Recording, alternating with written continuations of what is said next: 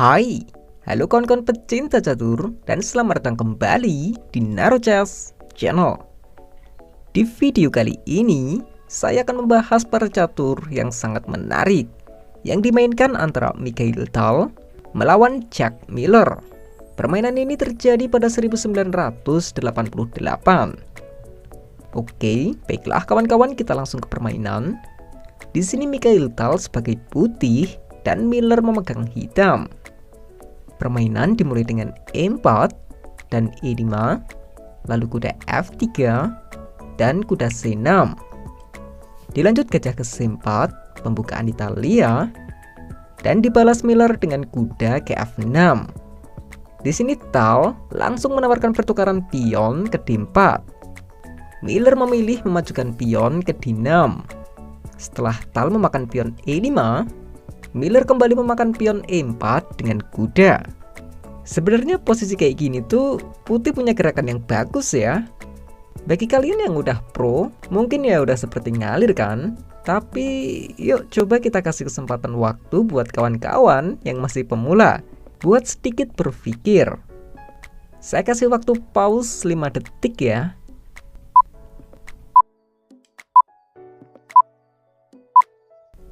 Oke, di sini Tal sudah jelas memakan pion F7 dengan gajah, skak. Perlu diketahui, ini bukan pengorbanan ya, karena setelah Miller memakan gajah dengan raja, Tal membalasnya lagi dengan menteri ke D5, skak kuda. Setelah gajah menutup dan menteri kali kuda, Miller membalas dengan gajah ke E7. Nah, di sini mungkin banyak yang suka posisi putih ya, saya setuju. Unggul satu pion dan hitam sudah tidak bisa rokade, cukuplah buat opening. Tapi apakah tadi hitam blunder? Menurut saya tidak juga kawan-kawan.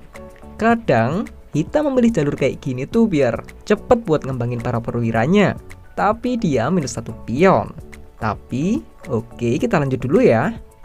Di sini permainan dilanjutkan dengan rokade pendek. Miller menjawabnya dengan pion ke D5 menyerang menteri. Tal memundurkan menterinya ke D3. Lanjut Miller menteri ke D7. Nah udah kelihatan kan? Posisi para perwira hitam mungkin sedikit lebih baik ya. Kuda gajah udah keluar, benteng sudah terhubung. Selanjutnya bisa main benteng H ke F8 buat main agresif karena mengorbankan pion H sekali lagi. Atau kuda B4 buat mukul menteri sekali lagi dan memasang penyerang di sayap menteri. Baik, setelah Tal menjawabnya dengan benteng ke E1, ternyata Miller lebih memilih memainkan benteng A-nya ke F8. Ya, persiapan Raja E8 buat ngamanin raja dan mengaktifkan serangan pada benteng. Tal mengembangkan kudanya ke C3, tentu saja Raja ke E8, dan mulai persiapan untuk menyerang. Baik, Tal kuda G5 menekan gajah, tapi Miller punya jawaban yang bagus, yaitu gajah ke C5, menyerang pion F2 dua kali untuk serangan skak benteng. Hati-hati buat putih, saya temukan 3 tipe jawaban berbeda di sini. Benteng F1 untuk pemain yang suka aman, kuda memakan gajah untuk pemain yang agresif, atau gajah E3 untuk pemain yang suka main ulet ya. Karena gajah kali gajah, benteng kali gajah, pion D4 garpuan, kuda kali gajah ngancem benteng. Ya seru sih. Baik, tapi kalian sudah bisa prediksi ya, Tal tipe yang mana? Tentu saja kuda kali gajah. Fix ya, posisinya Mikhail Tal banget deh kayak gini. Ya pokoknya serba mind blowing lah. Miller memakan pion F2 skak benteng terlebih dahulu. Setelah Raja 1, Miller memilih memakan benteng dengan gajah untuk membuat back rank atau baris akhir putih jadi lemah. Pilihan yang bagus dari Miller. Tapi di sini saya ingin tunjukkan salah satu ide serangan yang semoga bisa bermanfaat buat kalian. Gerakannya adalah kuda kali D5, menyerang pion C7 dua kali. Dan kuda masih nyerang benteng ya. Oh ya, saran ya. Untuk kalian yang masih pemula, hindari sebisa mungkin menjaga perwira atau apapun itu dengan menteri ya. Kalau posisi kayak gini kan malah jelek banget ya. Oke, jika di sini hitam teledor dan ingin menyelamatkan benteng yang terserang ini, Sudah dipastikan menteri akan hilang. Ada 3 petak buat benteng, F7, F2, dan G8. Saya persingkat F7 dan F2 akan menjadi sama, menteri akan hilang. Misal ke F2, kuda dikali C7 skak, menteri harus memakan kuda ya, karena jika raja bergerak hanya 1 petak, yaitu ke E7. Gajah G5 skak, benteng nutup. Gajah kali benteng skak, pion kali gajah, pion kali pion skak, raja kali pion, dan menteri kali menteri.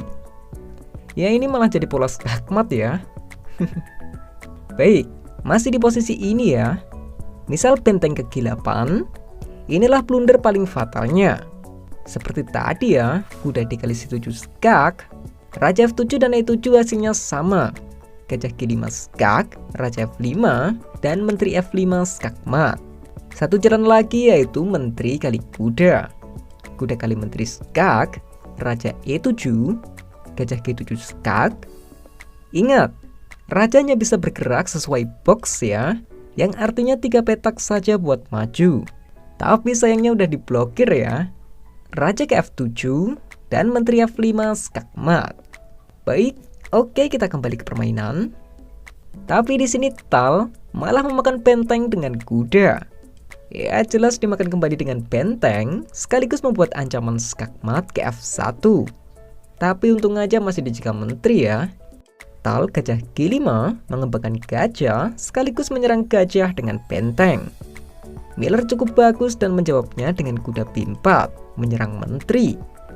Setelah menteri ke E2 sekaligus menyerang gajah, Miller membalasnya lagi dengan kuda kali C2, mengorbankan kudanya. Di sini Tal tidak boleh sembarangan memakan kuda, karena benteng F1 skakmat. Bagaimana jika memakan gajah dengan benteng? Ya tentu dimakan lagi dengan kuda, dan hitam akan terus memajukan pion bebas di D5 ini. Tal merespon ini dengan pion E6. Akhirnya jawaban yang kurang bagus dari Miller, karena dia menggerakkan menterinya ke D6. Gerakan ini mengizinkan Tal untuk memainkan kuda ke B5, menyerang menteri sekali lagi, dan menyerang pion C7. Lihatlah dulu kawan-kawan, pion yang dimajukan Tal ini bukan hanya sekedar menyerang menteri, tapi seperti yang saya katakan di analisis tadi, pion mengunci jalan buat raja. Ya kali ini kalian tahu, menteri ke E5 mengorbankan menterinya. Kapan lagi ya kan main lawan Tal ngorbanin kuda, gajah, dan menteri kayak gini. Ya masih sama jika menteri kali menteri, benteng F1 adalah skakmat. Tapi harus gimana? Gajah juga terserang loh. Jika menteri ikut jagain gajah, nanti bisa kena skakmat. Simpel saja pion ke H4. Balik mempersilahkan Miller untuk memakan menterinya. Ya kalau mau makan, makan aja lah. Gua mah udah biasa nggak pakai menteri. Ya jadi jika Miller juga memakan menteri, kuda kali C7 skakmat. Dan kali ini jika menteri tidak kabur, Tal akan memakan menteri karena raja sudah punya jalan kabur. Posisi yang begitu menarik. Baik, jadi intinya Miller harus menjaga pion C7. Di sini menteri pergi ke G3. Tal melanjutkannya lagi dengan benteng D2. Persiapan benteng kali pion dan skakmat ke D8. Ya karena raja tidak bisa bergerak, jadi Miller memainkan bentengnya ke F2. Memberi jalan buat raja, menyerang menteri, dan ancaman skakmat menteri kali G2.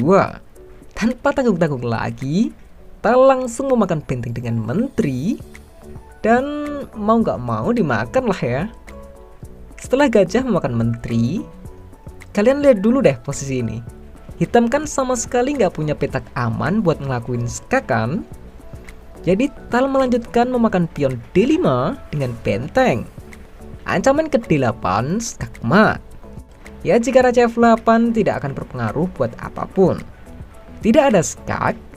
Satu-satunya jalan di sini buat nyelamatin raja adalah menteri kali H4 skak, ngorbanin menterinya lagi.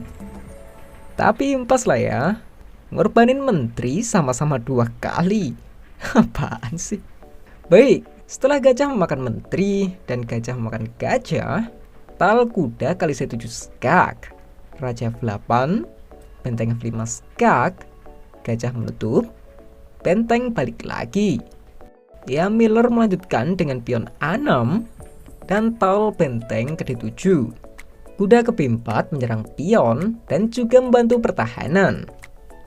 Yap, kalian sudah tahu ya, benteng F7 skak. Rajanya bisa ke G8 dan tal memakan gajah dengan benteng. Jika pion memakan benteng, tentu pion E7 dan tidak terhentikan lagi untuk berpromosi menteri.